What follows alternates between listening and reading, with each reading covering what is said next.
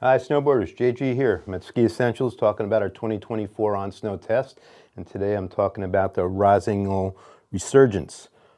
This is a twin-tipped all-mountain freestyle board, and it also comes in wides and normal width boards.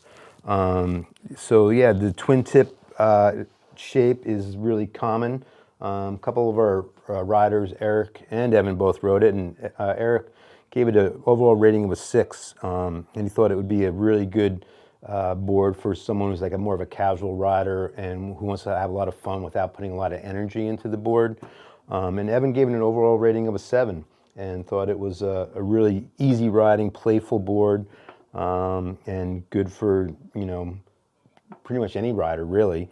And so Rossignol does their flex patterns a little bit differently. Last board I talked about, the board was softer in the middle and stiffer underfoot. This is just the opposite, where it's a little bit stiffer in the middle of the board and softer from there on out. You can see the profile of what the contact would be in the snow. If you see, look right here where it's contacted here, but then it's lifted outside your where your stance is. And Rossignol says it's like 50% rocker, 50% camber. This isn't necessarily camber, this is more of a flat in between the stance and contact. It also gives you, has the serrated edges on this board. I don't know if you can see that, but once you look down the edges of the board, from here on down, they're what they're called serrated, where they come in and out. And what that does for the rider is, in different snow conditions, it gives more contact points along your entire edge to bite into the snow. And if the snow is really good or super soft, you might not feel it, but if it's a harder snow day or more man-made snow in the beginning of the season, you'll feel like this has a lot of grip to it. And just because it has a lot of rocker to it with the flat in the middle, once you're on edge, the edges, the board's bending and gripping. So the serrated edges, they're on quite a number of the Rossignol boards have them. So if you like that type of feel and like that extra grip, take a look at this board.